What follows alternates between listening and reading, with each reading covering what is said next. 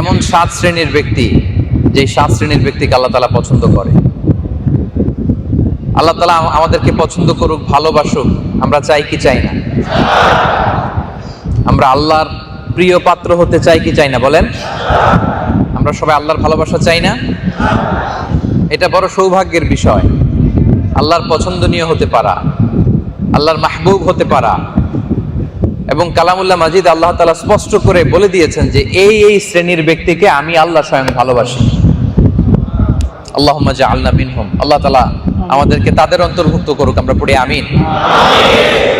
এই টপিকটার উপর আজকে আমরা কথা শুনবো যে কোন 7 শ্রেণীর ব্যক্তিকে আল্লাহ তাআলা ভালোবাসেন,